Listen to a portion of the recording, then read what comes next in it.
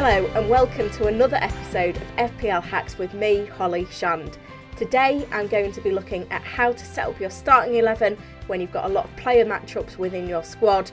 It's going to be a tricky thing that we need to negotiate in Game Week 32 when we see Manchester City face Liverpool. I'd love to hear your score predictions for that game in this weekend's round of fixtures, so do let me know in the comments your predictions, and if you can drop a like on this video and subscribe to the channel, all of your support is greatly appreciated. Let's get into it.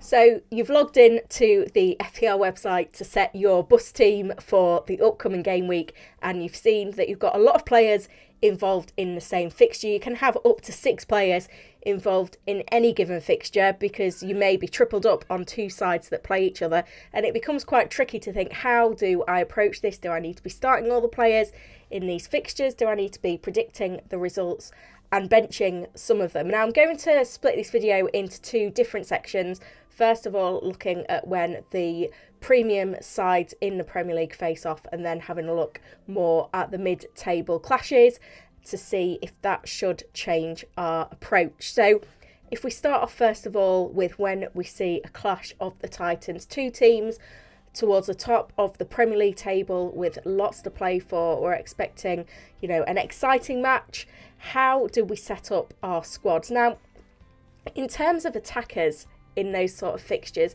you're probably looking at attackers as some of the most expensive players in the game. So if we take, for example, Manchester City versus Liverpool, which is coming up this weekend, you've got Mo Salah in there, the most expensive player in the game, 13.3 million, the best player in the Premier League this season. He's not a player that you're going to have on your bench. And when you have a look at the other attackers from Liverpool and from Manchester City, they're all, significantly priced over 6.5 million, some priced over 10 million, obviously got a high ceiling if it is a high scoring game. So again, I would play those players. We've got the best attacks in the Premier League facing each other. You can hope for goals, and then hopefully those players can deliver for you. Similar situation when we come to the defence, because if you have a look at the defences of those teams at the top of the Premier League table, particularly fullbacks, they're generally priced at 6.5 million or more for a reason, because not only can they deliver you clean sheets, but they've also got a huge potential for delivering you attacking returns. We look at the likes of Trent Alexander-Arnold and Andrew Robertson for Liverpool, the Liverpool fullbacks. They're delivering attacking returns probably 1 in every 3 games, often picking up bonus points as well. You need to think of these fullbacks and wingbacks, these fine fullbacks, as possibly as midfielders, really, in terms of the attacking returns they can deliver. There's not many midfielders in the game that have more goal involvements than those 2 players. So essentially midfielders that are getting lots of assists, but are also picking up clean sheet points as well.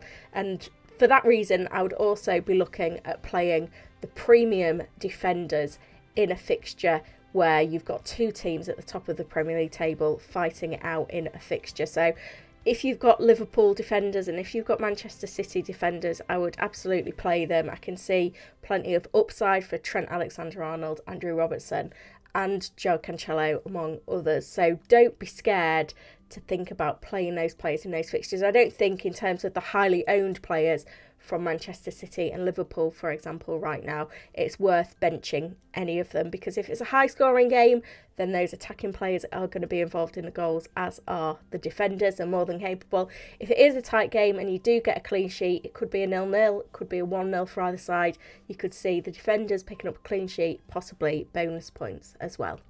Taking the premium players and the premium teams out of the equation for a second then, and just having a look at more general matchups that you come across. It's a question that I see a lot in FPL. It may be that you have an attacker from one team and they face another team in which you own a defender, and some managers say, well, why play both of those players? Because it could be that if one player scores, then the other player is going to get you very little. But when we're looking at our fantasy assets, particularly when we're not looking at the premium teams, we're kind of, hopeful for a return, maybe 1 in every 2 games or 1 in 3, and it's a similar case for defenders that aren't in the top teams. We do gravitate towards fullbacks that have a bit more upside in terms of attacking potential, but you'd be very pleased with a return 1 in every 3 games across the course of the season. So if you're playing good money for an FPL asset, particularly an attacker that's maybe priced at 6.5 million or more, then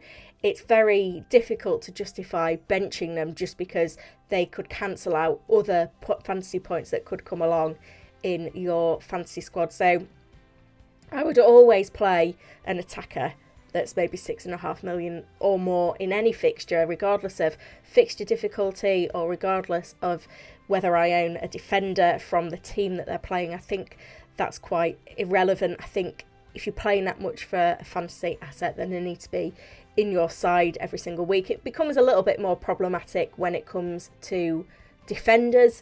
However, I do think if you have got that matchup that you maybe concerned about and you have got the attacker, I think one thing that you could do is have a look at the clean sheet probabilities for the game week, and if you've got other defenders in your fantasy Premier League squad that have a better probability of keeping a clean sheet in that fixture than maybe the defender that's coming up against one of your attackers, then put them on the bench. But I really wouldn't recommend benching any player that's over 6.5 million just because you're worried about, how many points you're going to get out of them because someone else could cancel it.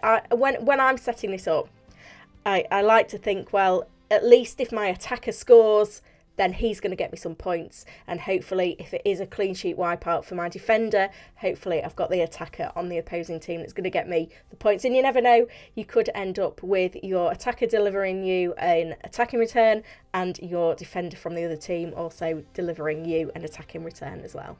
I hope you found the episode useful then. If you do have any benching headaches still ahead of Game Week 32, do get in the comments and I'll do my best to answer all of them before the deadline. Please drop the video a like and subscribe to the channel, and all that's left for me to say is good luck for FPL Game Week 32.